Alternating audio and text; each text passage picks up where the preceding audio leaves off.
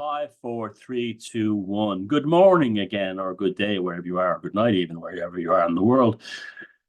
I'm getting quite used now to doing the videos this way. I'll still do the car videos that those who miss it on the weekends, where there's a better signal for using my mobile data. But for this, the daily ones will be done here in front of this. It's working out quite well. So nobody's losing, everyone's winning. So let's talk about profound unhappiness. Now, we're all at some stage in our lives, dissatisfied with the course of our lives or how it's ended up or where it's going, or we feel stagnated, we feel like we're in a rut. And there's a tremendous sense of frustration if you can't escape it. It's easy to escape it when you're young, but if you're trapped in a terrible marriage and you have kids, you need to take care of those kids.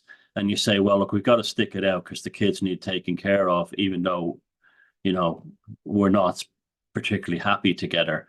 And that's kind of honorable, but it also leads to a tremendous frustration. But it's driven or born out of an honorable thing to shelter the children from a darkness in the marriage if the parents could help it. And that there's nothing wrong with that. Now, there's other kinds of unhappiness. There's an unhappiness that grows out of being comfortable.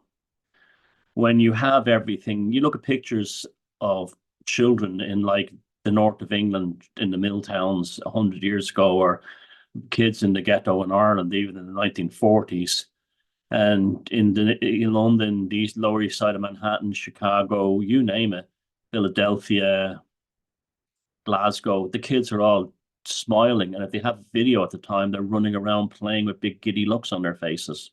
Those kids have nothing, but they've nothing to lose either. There's no status or anything connected to them, so there's a lot of freedom there. And they've also got a chance, depending on the time they live in, the culture and so on, to escape, either joining the military, or if they're smart, getting into some kind of job and working hard, or trying to emigrate as a Commonwealth in Ireland to try and break the British class system that was foisted upon us. But the worst kind of one is the one who has everything and is miserable. Now, these people, when they have comfortable lives and are miserable, they want to make everyone miserable with them. But they don't just say, I'm bored, I'm despondent, my life is empty, I have nothing really to fight for in this world.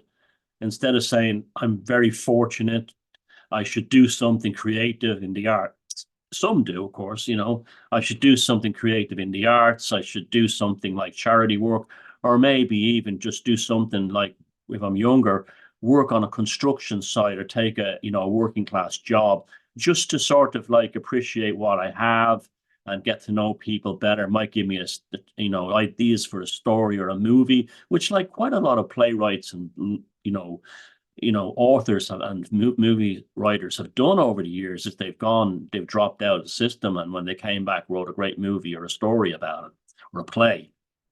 And so that they don't do that anymore. That world isn't available to them because the internet and social media has kind of stole it from them, because everything has this kind of like information level playing field. So they want to make everyone miserable with them. And this is what woke is about. This is the thing about woke. People who strive for woke, who put the unhappy people you see online with the BLM profile badge, or all the sort of like progressive woke things, none of them are happy. They're all desperately miserable and unhappy people. And they know that woke is not making them happy.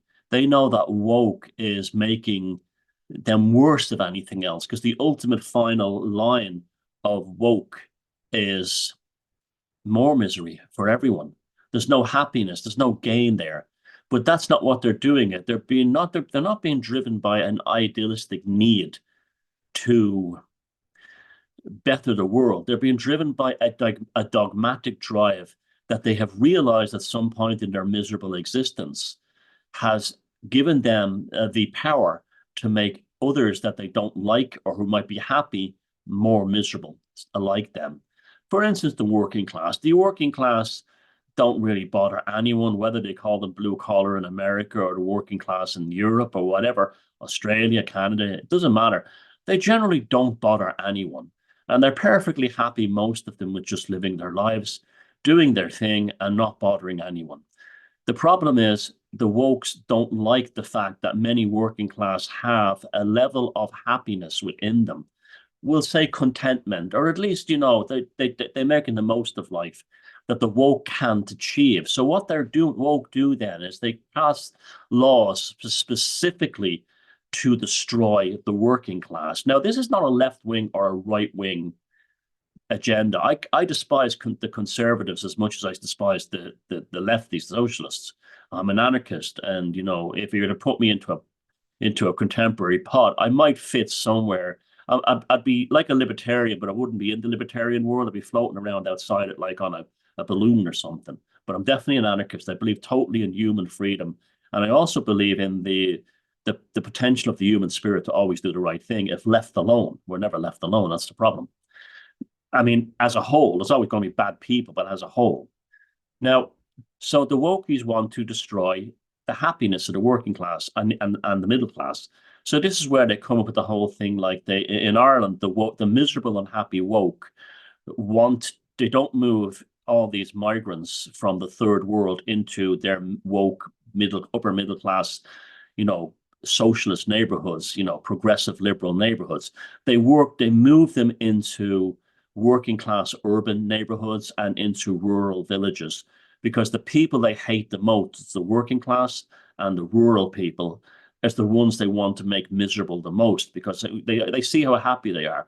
They see how the working class in rural areas are happy with their their culture and in Ireland, their turf cutting or maybe their sports, particular things like that, their country and Western music. And they know that gives them a little bit of pleasure in their working lives. They want to destroy that by filling their towns with like large numbers of like Muslim single males, and creating a completely different dynamic that rattles people's social and cultural, normality that's probably been there for thousands of years, well, many hundreds of years at least. And in the name of this thing called enrichment, which is really offensive, because when they say enrichment, what they're really saying is that the working class and the native Europeans, the European peoples, don't have culture. See, a lot of this comes from America. You ask the average white American liberal about white people's culture, and they'll say, well, we don't have any. We don't have any. It's black people, Latinos, they all have culture, but we don't have any. White people, they'll actually say white people don't have culture. And my God, one visit to any city in Europe completely destroys that thing immediately, or the countryside even. But they hate that. So this is what's amazing about people who live in Ireland who are trying to destroy Ireland woke.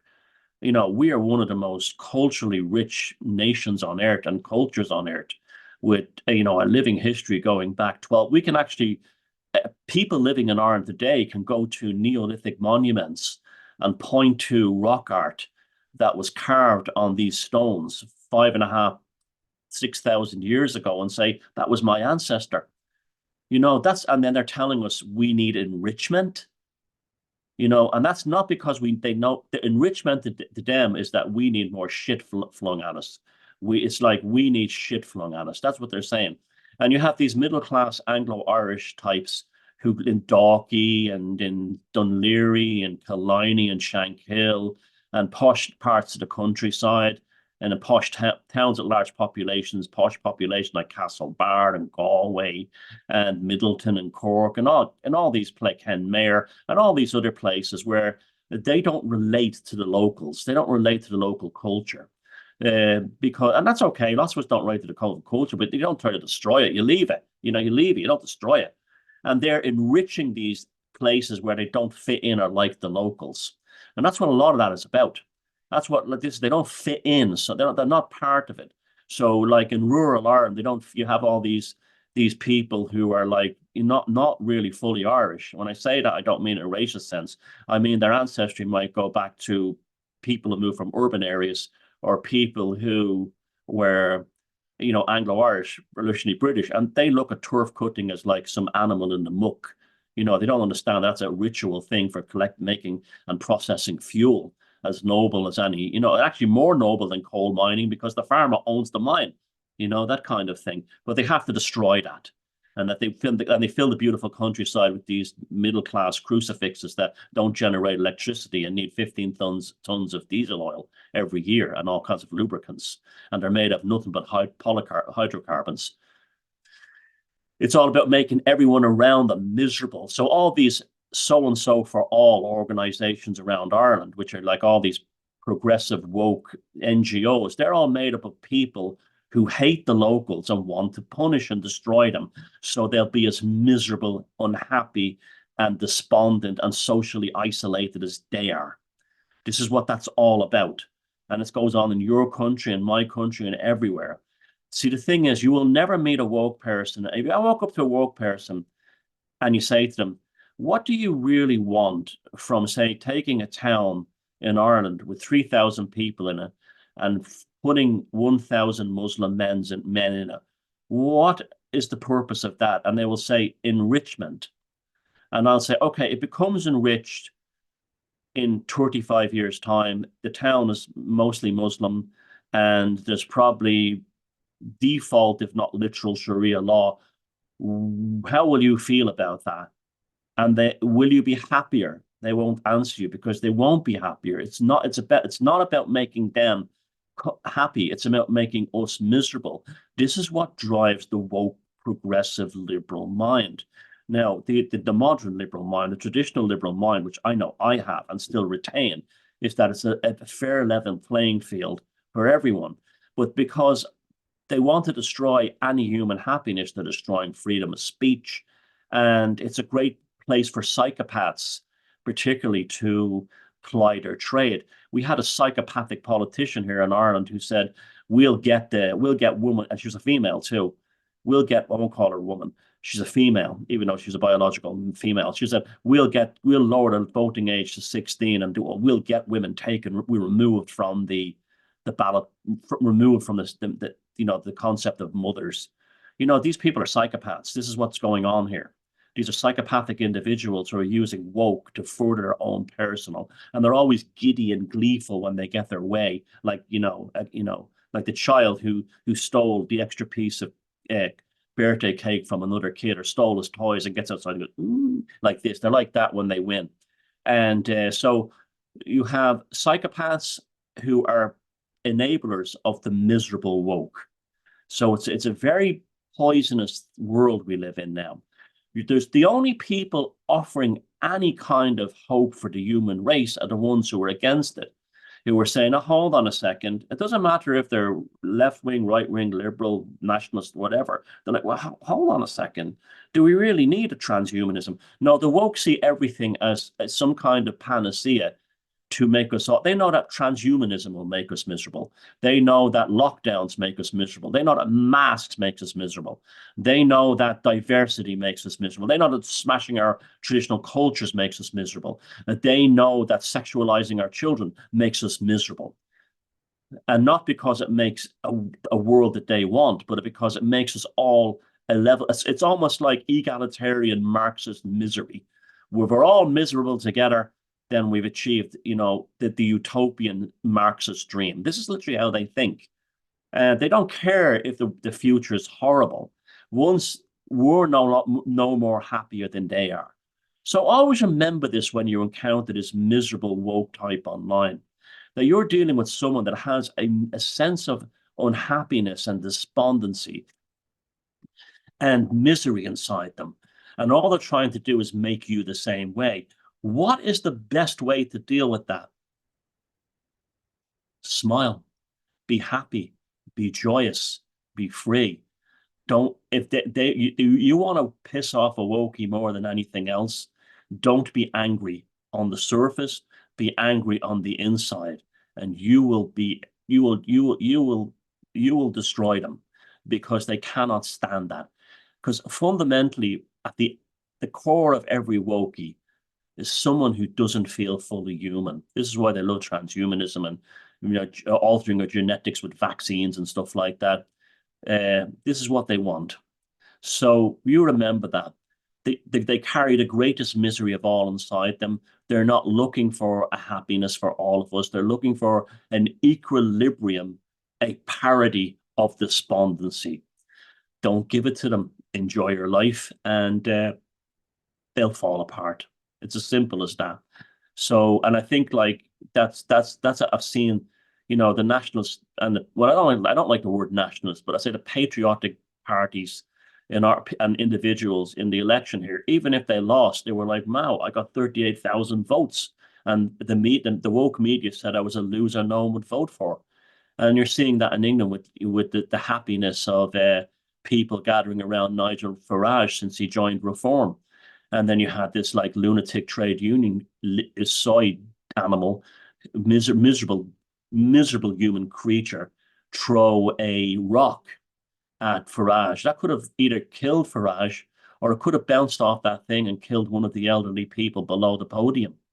But he didn't care because you could see the misery and anger in his face, just like you can see the misery in the face of these Just Stop Oil people, the ones who dress in red and go around, the misery, or the misery in the ones who throw paint on artworks in galleries, the complete and total misery of these people who glue themselves to roads, the desperate unhappiness of them. The ones like I saw that when they had the march in Dublin, and I went along to say hello to people. And as we walked by the GPO, there was 80 anti, open borders wokies. And my God, I never seen such a sea of misery. You want to see the most miserable human being on earth.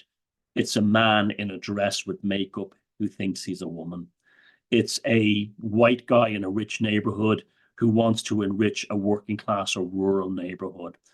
These are the most miserable people on the earth. It is a person in the tech industry who wants to replace us with AI and robots. They are absolute human misery. Now, the good thing about this, it's well known that unhappiness and despondency leads to suicide and things like that. So there's very high rates of suicide among these people, but it also leads to things like cancer. One of the most appalling creatures I ever encountered in my life was a trade union activist who came from a stately home in Hertfordshire in England, and who was a trade union activist. This is a person that never worked a day in their life and grew up in a stately home in Cambridge and was involved in the Cambridge Socialist Workers' Party, a Trotskyite, and miserable human being, dropped dead of cancer before she was like 45. And that's what happens to them, because it's well known that when you're unhappiness, when you're unhappy, your immune system breaks down and cancers and other kind of debilitating diseases take in, as well as you develop the ugly faces. That's why so many of them are ugly, that you get in like that, it was Roald Dahl who said that.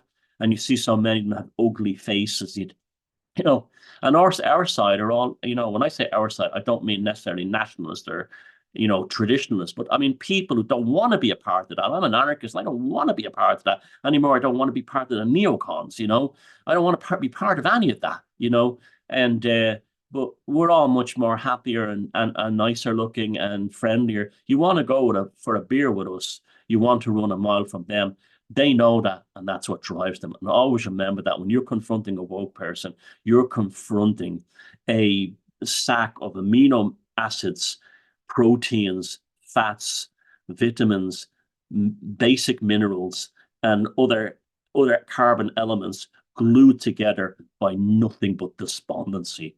Love yous all. Stay happy. Even when the darkest clouds are in the sky, you mustn't cry and you mustn't sigh. Spread a little happiness as you go by. Please try. What's the use in worrying and feeling blue? When days are long, keep on smiling true. Spread a little happiness and you'll pull true.